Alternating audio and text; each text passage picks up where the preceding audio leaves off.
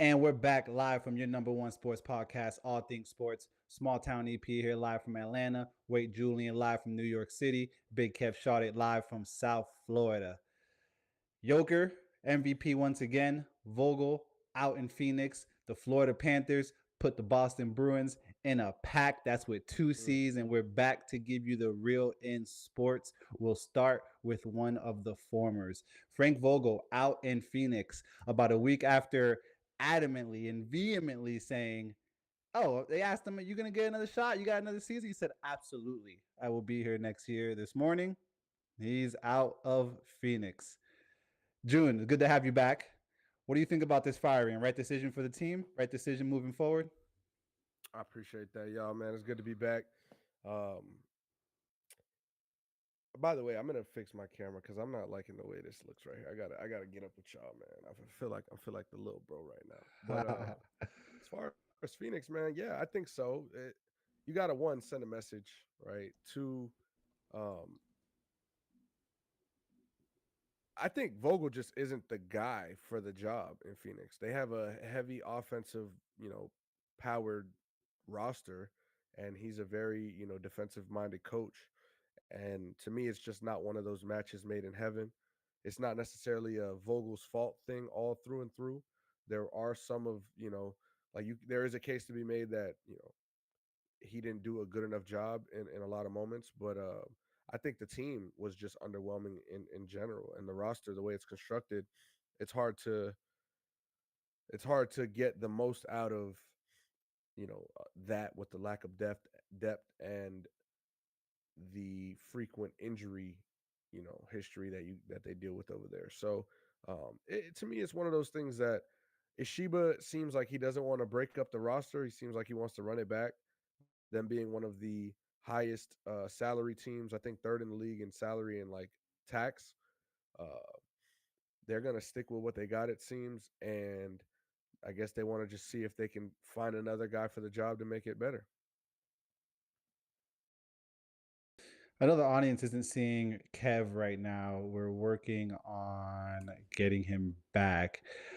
I'm not 100% sure how I feel about the firing. I mean, whenever your coach goes over 500 and you immediately let them go, I mean, with the exception of maybe like Doc Rivers should probably be out of there, but whatever. Whenever your coach takes you above 500 and you just immediately let them go, Now, the core of the team is different. The way that they haven't played that many games together, the way that they just, it looks like they don't mesh, and when they're on the court, it just doesn't look right. So I could definitely see where this was the right move. I know there's rumors of Bullenholzer, and Kev kind of supports that. Kev, how do you feel about this firing?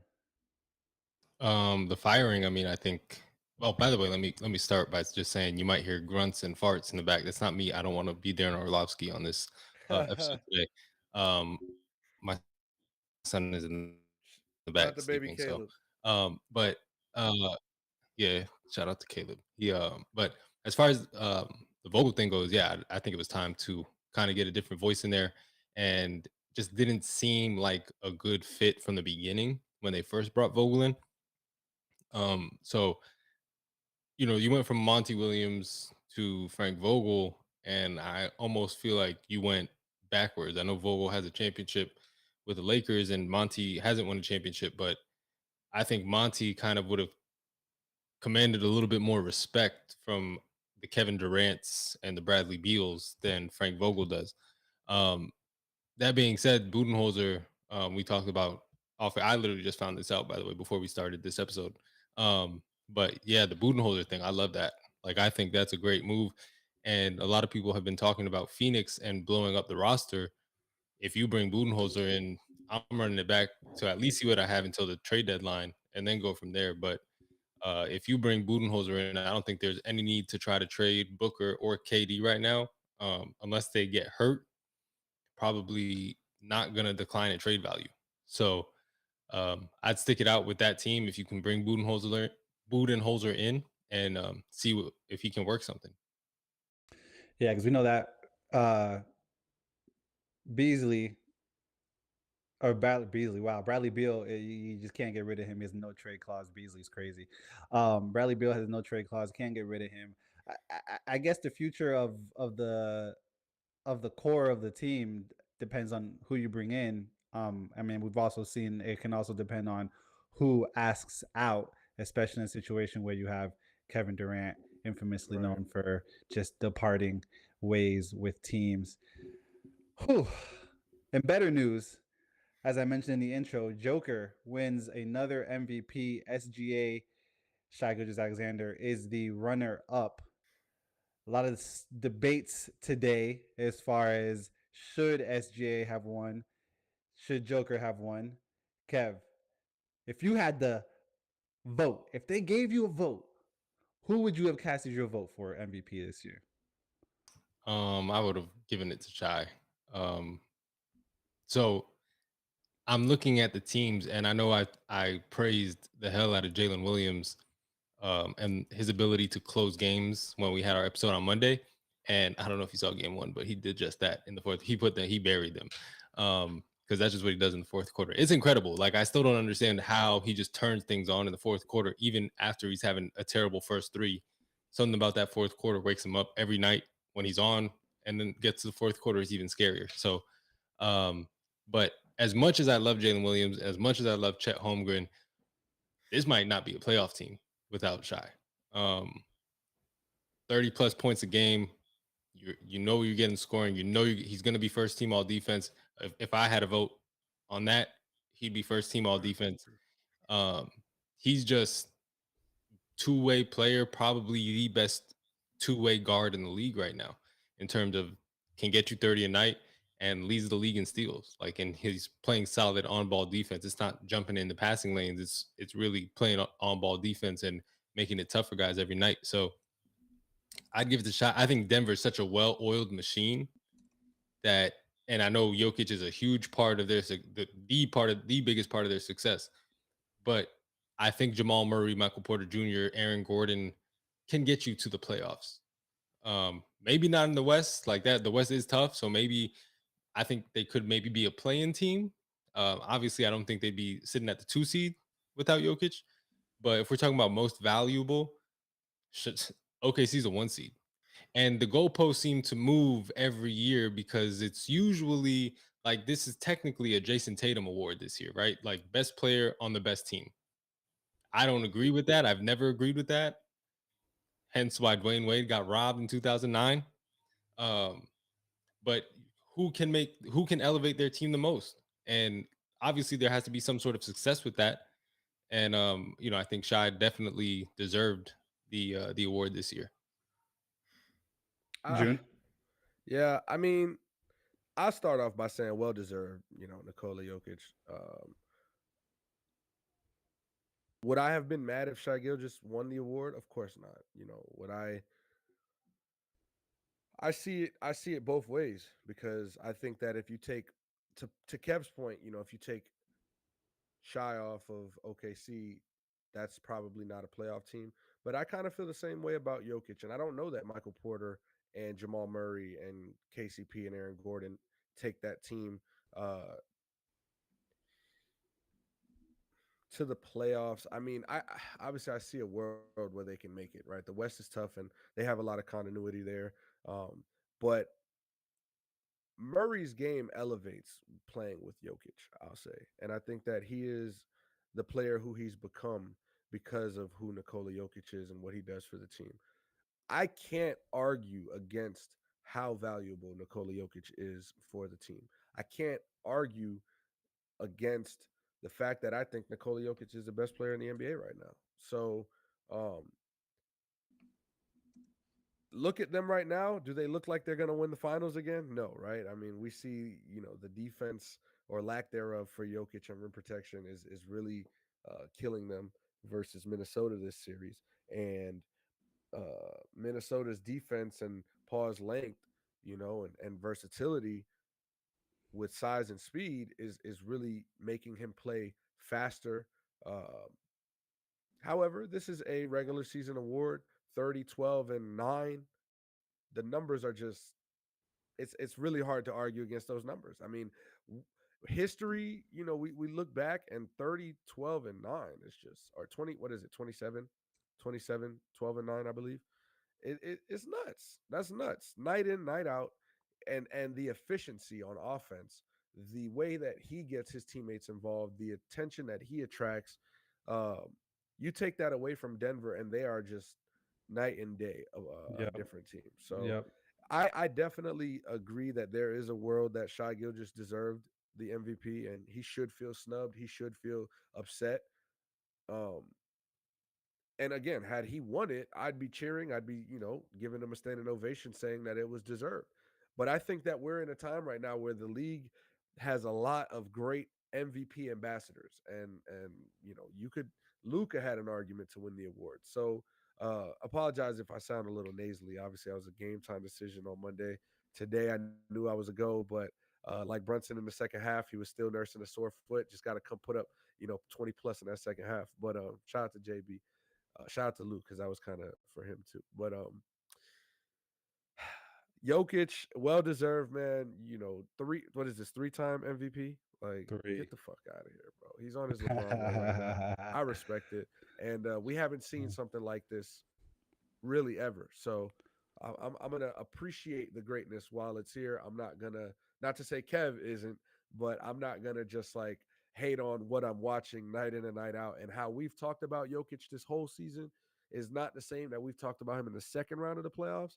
But I mean, look what he did to the Lakers in the first round, and for all 82. So It's Yeah. something about winning the MVP because the first 2 years Jokic won the MVP, it was the same thing. Like that team did not look good in the playoffs, and then last year he didn't win the MVP, and Embiid won it, and he won a championship. So maybe he should have let Shy win it this year. it ain't his decision, man. Because I'm sure if he felt that way, he would have let Shy win it. Yeah, word to Rick Ross. June is saying he sees it from both sides. He can feel a brother pain, even though I don't think SGA is in much pain. We'll get to them in a second. But let's stick with Joker and company and them being down 2 games to none to the Timberwolves that did take a commanding, as I just said, 2-game lead over Denver, the defending champions, led by both Ant Edwards and Karl Anthony Towns, both scoring 27 points, plus 18, plus 21, respectively. An additional 37 points off the Minnesota bench without a Rudy Gobert who missed a game for the birth of his child. If they lose, part of a different conversation, but they won, so it don't really matter. Go be with your fam. You heard Kev, you said last pod, it was just me and you. You said if the Timberwolves win this game, Denver should be afraid. How afraid is Denver right now, Kev? On a scale from 1 to 10, 10 being the most afraid, they should at least be a 9 because you got blown out. I wanted to. I've been trying to keep it child PG friendly on the podcast and not curse. So, but I wanted to say something Listen, else. the kid But doesn't understand English just oh, yet. not for the kid. I I know, just I for the know, pot. I know. But I know. yeah, they got like on some Pat McAfee on ESPN stuff, But but they got like beat Ran. down at home twice by this Minnesota team. And I think they should be more worried about the fact that Minnesota and Anthony Edwards are just like rolling. Like they don't look like they're missing a beat at all. They were dominant against Phoenix. They've been dominant against Denver. Like this is impressive at this point. Like Yeah, to win these first 6 games in the fashion that they've won them yeah, and not even like look like it was difficult. It's crazy. So I think that's more than anything, you're a championship team. Like you just won a championship last year. You know what it takes. You know what you got to do. But just the team that you're playing right now just seems to have it figured out, even though they have a fake defensive player of the year because Bam Adebayo got snubbed again.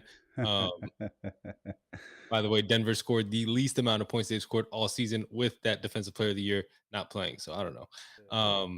But shout out to him though, because having his first child, in the same boat as Rudy right now. So I definitely do not understand anybody who makes the suggestion that he should have played in game 2. One for the fact that also they won game 1. Like Yeah. they were they were playing with house money going into game 2. So for Rudy to like even be questioned for going to the birth of his first son or first I'm sorry, first child. I don't know if it's a boy or girl.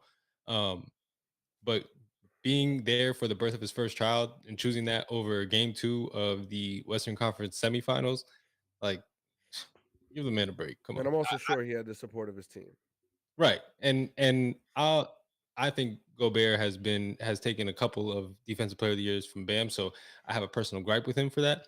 But even I'll defend him on that one because Yeah. that's He ridiculous. also gave the league COVID, but Yo, That too. fair. just to He did. piggyback off Kev, I did want to ask him. He already answered it. Like, being as though you're coming off of a childbirth yourself, you and Rachel. Shout out to y'all, man, new parents.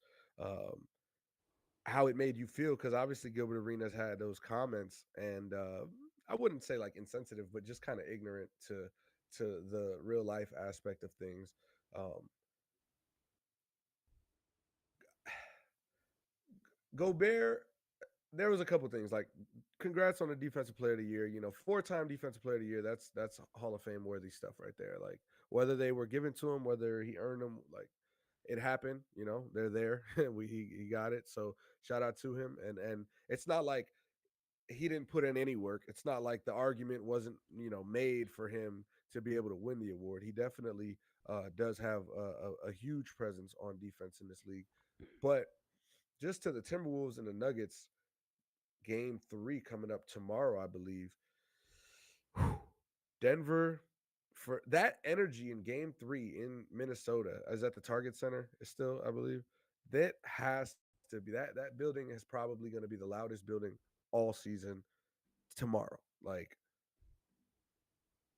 Anthony Edwards and what he's been able to do for game 1 and game 2, putting up 40 in like, back-to-back games, coming off of a sweep versus Kevin Durant and the Suns, then playing Jokic on his own floor, then going into another game where he scores 25 plus, probably. I think he had 25 plus, and embarrassing, embarrassing that Nuggets team. Like that wasn't, like Kev said, he wanted to keep it PG. I'll keep it PG myself, but it's hard because there's not a lot of words to use to describe how embarrassing that whooping was. Like we've never seen the Nuggets in this position since this era, the Michael Malone, Jokic, MVP era. We've never seen the Nuggets go out this sad, especially at the Ball Arena. Like this is not something to overlook. This is not something to not talk about, to think game 3 is coming. And no, this team is in trouble. They are drowning in deep waters with nothing but two hands flailing in the air looking for, what I'm saying, the next helicopter riding by. And so, do I think that the series is over? In the back of my mind, yes. There's obviously some stuff floating in my head that's like, look, this is a 3-time MVP they got as their best player. It's a championship team.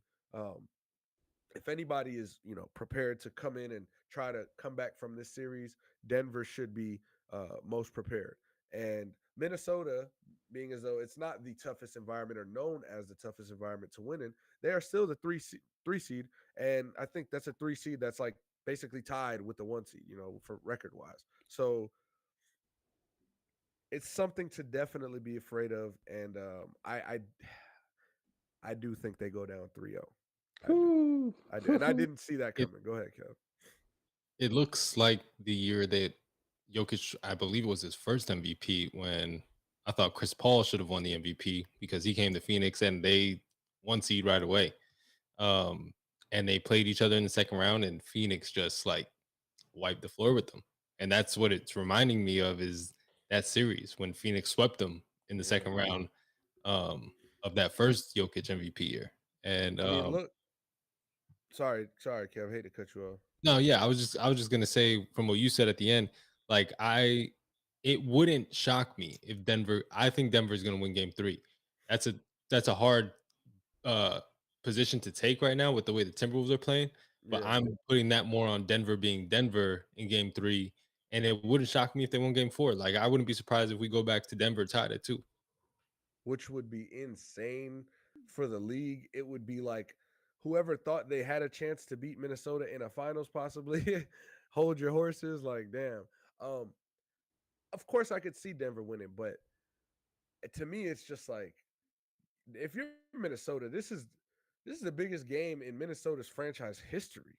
on Friday. And that could be a great Thousand thing or a percent. bad thing, you know what I'm saying, for that Mm-hmm. franchise. But you got to capitalize on the moment. Anthony Edwards is not is he who he no, he is who he is. And he needs to prove it once again.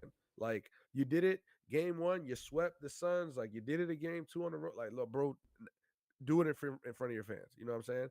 And don't give Denver any breathing room. There has never been a team to come down 3-0. You win tomorrow, you win the series. And obviously, Boston versus Miami last year was a scare. Game 6, Derek White. It's not going to happen. So you go up 3-0 in this series, man. But then Kev has the argument, I bet, that he's like, well, if anybody is able to come down from 3-0, it's probably this Denver Nuggets team. I'm like, fuck. But man, it's gonna be a great game tomorrow. I think that we're gonna see it back and forth like there won't be a lead over 12 or so, and it's just gonna be like super tight, a lot of tension.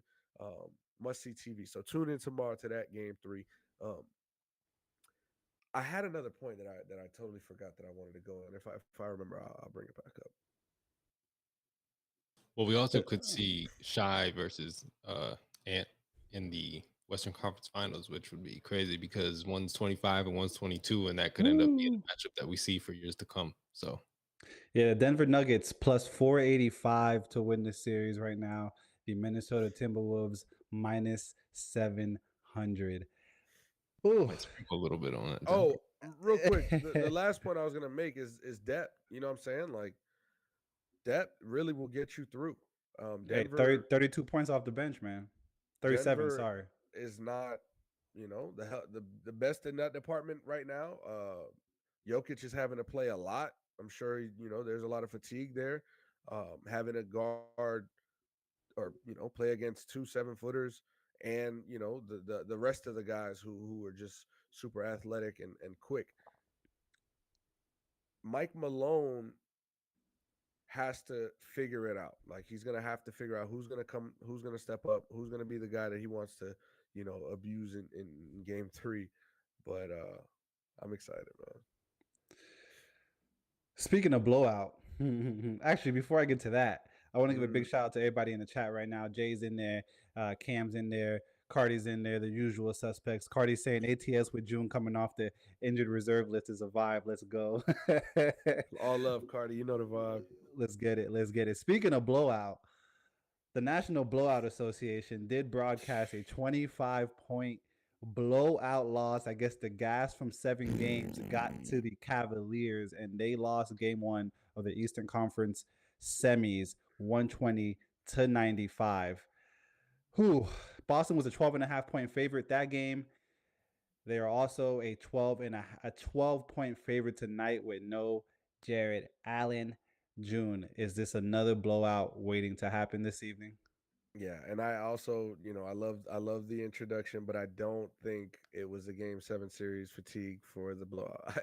I think that the Celtics are miles ahead of this team, and they're miles ahead of a lot of teams in this league. And what we're seeing from them, I have to give credit. Like I hate the Celtics, it's how I feel about them, but what the fuck has gone on in the Derek White household for him to be coming out with these performances night after night? You got to give him credit. Is crazy. The 3-point efficiency off the dribble and just playmaking and creating his own shot, like this is like Jalen Brown's little brother here. And so I just think this is a much better team. Whoever it was, whether Orlando or Cleveland, was going to get the brunt of this. And yeah, Knicks versus Celtics is going to be very entertaining in the Eastern Conference Finals. Is really all I got to say. I don't want to say too much about Knicks versus Cavs. Like it's not going to end well for the Cavs. And each take the 12.5 minus Oh man. 12.5. Like yes, we will see another blowout tonight. I mean, 40-point quarters just handing them Yeah, out. man. So Yeah, man. what more? And I will say it has nothing to do with Coach Missoula. So there's just a lot of talent on that roster. And another game there where we just see the differential in bench play when you have Boston scoring 24 points off the bench and Cleveland scoring a measly 15 points off the bench. And I guess measly might not be the best word because it's double digits, but when you're getting blown out by 25, your Yeah, bench probably could have helped out a little yeah. bit You, more. you know what's crazy on that? Before I let Kev take the Knicks bench scores like 3 to 7 points, and they come out with these wins, and it's like you got Josh Hart logging 48 minutes, and guys are playing 44 plus minutes, and they're dogs over there. We'll get to the Knicks series, but like I want to say like yeah, if the bench helped, like bro, it's just no match. It's just no match. Kev. Yeah, the bench doesn't matter. None of it. I mean, None of this matters. None of it matters. Yo, I thought the same I thing. told you, I told you on Monday that if Porzingis is out, which it looks like he's gonna be out this series, it doesn't look like they need him. Um, the only chance Cleveland had is for Jared Allen to be healthy, like because then you can take advantage of that situation. But you don't have like Evan Mobley's got you 13 rebounds, and then Karis LeVert off the bench had 7, and that's your next highest rebound total.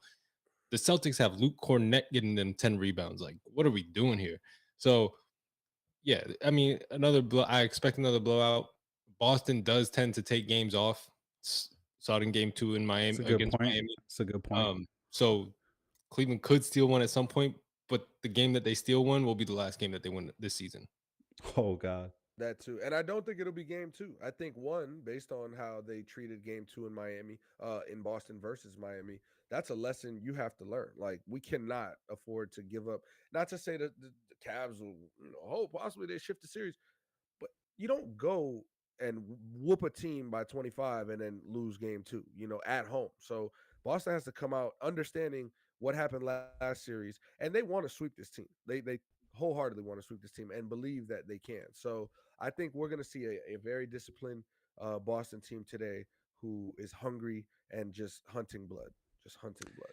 Yeah, you remember I said that Minnesota being up 2-0 or minus Minnesota. Minnesota or minus 700 to win the series, which, if you're new to all of this, $700 bet will win you $100 if you bet Minnesota to win the series. Boston is a enormous minus 8,000 to win the series. So if you got the money, June saying Somewhere bet Dave it. Portnoy is being a dirty degenerate and putting $700,000 on this series. Oh my God! An $8,000 bet will win you $100 if you bet on the Boston That's Celtics to crazy. close this I'm about to series. put $5 on the fucking Cavs. That's what I would Oh, do. Like, Right? At this if I had point, money like that, that I could just be like, well, I would just put $100 on the other way and yeah. just whatever. hey, the Cavs are plus 1,800. That $5 bet will win you back $90. It's not a bad bet if you ask me. I might risk $5 Might just tap in for a little I've 250. fun. taken I've taken worse bets. Oh yeah, I said on the last part I took Caleb Williams when he put "fuck Utah" on his knuckles. But anyways, um, That's funny. June June did just mention the Knicks and them scoring 12 points off the bench, but it doesn't really matter when Hart has 19 points and 15 rebounds. Obviously, Jalen Brunson an extra 30 piece, 29 to keep the fries, keep the drink. 130 to 121. It was a hell of a game too, just pretty much like game 1, back and forth, lead change after lead change. The Knicks do come out victorious again.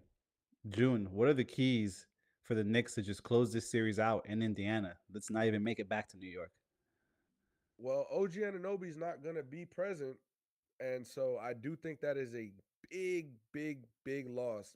Being as though Jalen Brunson isn't 100%. We obviously saw what he can do on a gimpy foot, and we don't know the severity. He was questionable to return, which Brill and I shot the Brill, him on playback. Check Brill out, and by the way, check Sean out on playback, playback.tv/ I hate Sean. Sean with a U, Shaun. They're doing every Knicks game all season long, playoffs included, commentary.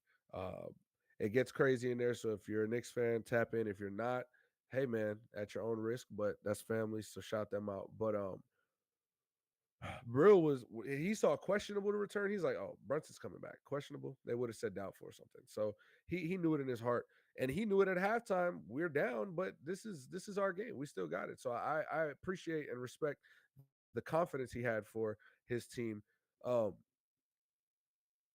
but at that same token, Brunson not coming into a game healthy, going on the road to Indiana, Halliburton looking like he's getting a little bit more comfortable, still not much in the second half or fourth quarter. Uh, game three is going to be huge because OG Ananobi really held it down for that first half. OG Ananobi held, over 20 points in that first half. Uh, as Kev is attending to baby Caleb. We got to love it. This is Parenting 101. Be a great father first. Gilbert Arenas, take some notes here. It's always about the kids. Screw the podcast, screw game two of the Western Conference semifinals. It's about the baby. All right. Um, but yeah, man,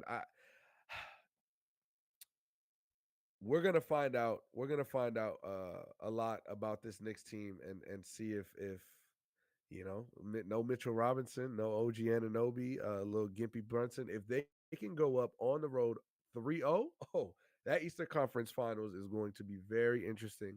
And we have to start talking about them as true finals contenders. I know some already do. I haven't yet, and I'm not going to give it to them yet. But at a 3-0 lead, the way the situation looks right now, yeah, I can definitely say true final contender if they come out and win this game. What I'm interested to see is Coach Rick Carlisle, one, keep your cool because you're going to be needed in this game. Can't go out sad, can't be crying about the officiating. It's the playoffs. You're here. Fuck the market. Are you going to address the TJ McConnell minutes? Are you going to address Halliburton and who the fuck needs to step up at home and what you got to do for your team? Because the best defender on Jalen Brunson has been, you know what I'm saying, TJ McConnell. The you see the plus minus, you see the net rating, all of the stats are there. TJ McConnell needs to be on the floor during crunch time, and I could see it in his eyes. It's killing him to be on the bench and watching his team dwindle away a lead and a possible win. That game was Indiana's for the taking in New York City at the Garden in game two. And they let it go. And they let it go. And TJ Let McConnell, him off the hook. you seen the impact he makes as soon as he checks in. I hope to see more minutes and some sort of adjustment from Coach Carlisle because, as I said, coming into the series, it's possible that if they lose this series, it's going to be over for him. And he's going to have to find a new home as far as coaching. There will be opportunity, but it might not be in Indiana. If they, at the other side, if they do win, they'll probably extend him another 4 years. So, like, this is a big, we got to see what coach is going to do about the TJ McConnell, Tyrese Halliburton situation. Yeah, I'm very interested to see what this game three is going to look like. Just the energy in Indiana and the way that the fans come out, the way that both these teams come out, the history between the teams. Obviously, we got a little bit of a taste of that last night with Hart walking up to Reggie Miller after the game and just making sure that he did hear the chants that were going on. Just verifying that you heard. I'm not sure if you did, but that's what they were That was saying. crazy. Kev, Knicks pull off game two. Can they go up 3-0 in Indiana? I think Indiana wins game three. OG, I think being out is gonna. I think we're gonna see what this Knicks team looks like with the OG held him afloat in the first half on offense, and so I think that we're gonna see really what OG means to this team on Saturday or Sunday, right? On oh no, yeah, Sunday. Saturday. Is it Saturday? Oh, yeah, Sunday. Whenever game three is. Yeah. Whenever we'll see in game three how that looks. So yeah. Nah, 10 to We that. love Yeah, we love to see it. We love to see it. We Go love to see Pacers in the background if you don't understand, baby. I heard it. Oh my God. Let's take it back to the runner-up in the MVP race, Shai Alexander in the Oklahoma City. They are up 1-0. On Wow. Hold on, on man. This is beautiful. We gotta let's love this. I'm go. sorry, man. This is beautiful right here. This is beautiful. Shout out to baby Caleb, man. No, absolutely. Shout out to baby Caleb. Shout out to Kevin, Rachel. OKC up 1 on the Dallas Mavericks. June, Can Dallas hand Shai Gilgeous-Alexander and company just their ninth home loss of the season in Game 2 this evening, or will OKC go up 2-0 heading back to Dallas? All right, I don't think it's gonna happen, but I'll say this: if Luka Doncic comes to actually play ball and efficiently, it's possible, right? I mean, there's an MVP candidate, one of the best players in the league. He's playing dog shit right now, and he has been. So the truth of the matter is, Luka Doncic has to show up. Kyrie Irving, he can't do it all himself. During the Clippers series, Luka goes out and says, "Man, I feel like I'm letting them down." Well, you are. You are.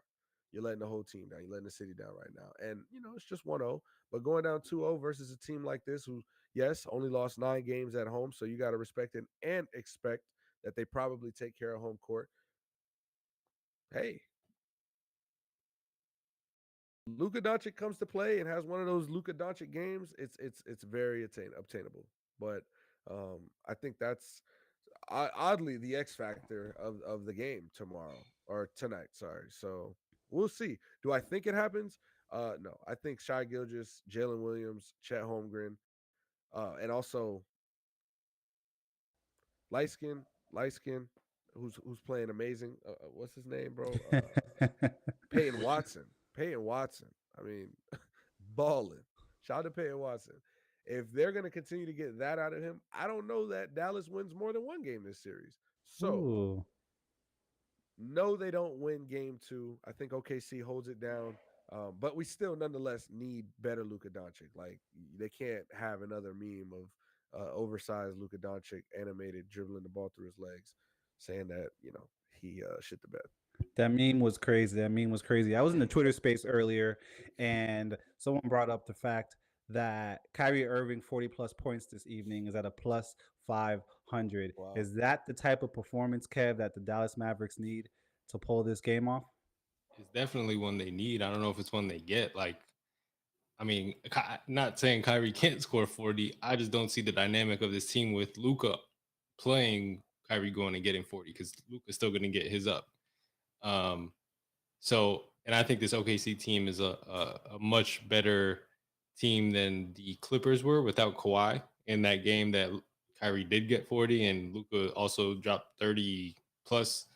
I don't remember the exact number he had, but I think it's attainable for Kyrie. I don't think he can do it in this game with Luka on the floor, but Luka's knee is probably not 100%, and I'm assuming that has a lot to do with his play because he's shooting about, I think 28% from 3 in the postseason, and I think right now Luka's got to get healthy, and you don't have games to take off to get healthy, so it's a tough situation for them to be in, especially right now in the second round of the postseason with real chances to win the West. Like I said it on Monday, like when you've got those two guys, Luka and Kyrie, and if they're both healthy and playing basketball, the way that they can play basketball, they can compete with anybody. So tough time for Luka to get hurt and be going through this, but it's also the playoffs. So everybody's a little banged up. It's time to see what you can bring to the table and can you really elevate your team.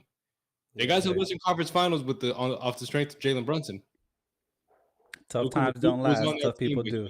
but he was. My reaction was, ooh, brother, what is this? When you said 28%, ooh, brother. So it's tough, Brother, but you're right, brother. Ooh. And they got Gafford. That trade at the deadline, PJ Washington and DA Gafford was amazing. Uh, I saw a report. I don't know how true it is, and I don't like to I'm not reporting this. I'm just saying this is quite possible. You could believe it that some people in Dallas are saying that when Luka checks out of a game mentally, they kind of feel this sense of relief, like, okay, well, now I can get my, what I'm saying, opportunities. And because you know how much of a ball stop Luka can be. I don't know the truth to that, but you could also make sense of that.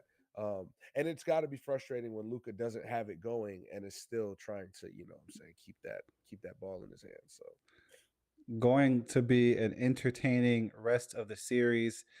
I mean, me and Kev were talking about it last pod. It's good to see Kyrie having fun again, at least before game 1 anyway. yeah. I think it's always great for basketball. Good to see him succeed. We'll tap into that this evening. It is the later game. In other news, The Knicks aren't the only team in New York that's up 2-0 in the playoff series. The New York Rangers, heading back to Carolina, are up 2-0 in the Eastern Conference second round of the Stanley Cup playoffs. Hey, go Rangers. I do think Aho might get a little point tonight. Would probably score for Carolina. But if the Rangers can go up 3-0, maybe Yeah. Hurricanes get game 4, close it back out in the Garden. That'd be a beautiful thing.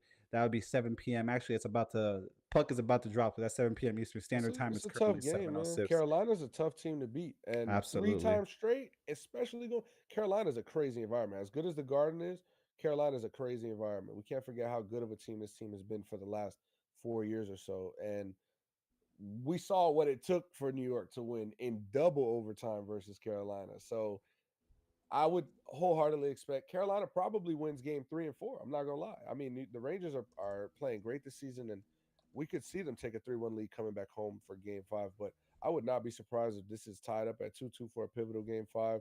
Um, game 1 was really good. They went up big, and then Carolina comes back, just wasn't enough. Game 2, it took them, all the way to second overtime. And was it Trocheck that scored that goal to win it? In game 2, Yeah. I I think no, so. I think it was. I could be wrong, but I think it was. And so, shout out to former Panther Vincent Trocheck. Um, It was Vincent. Yeah.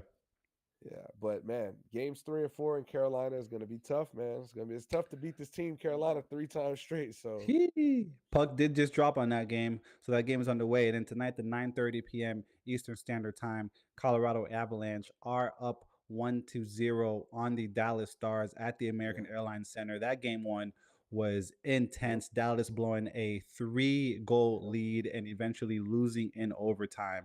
Got to be heartbreaking. I have to imagine a huge bounce back for the Stars this evening. And of course, like I mentioned in the intro, the Panthers put the Bruins in a pack. Go Cats. You heard Vamos Gatos. 6 of them. Jalen Vamos Ramsey was at the game Gatos. going crazy. Let's go.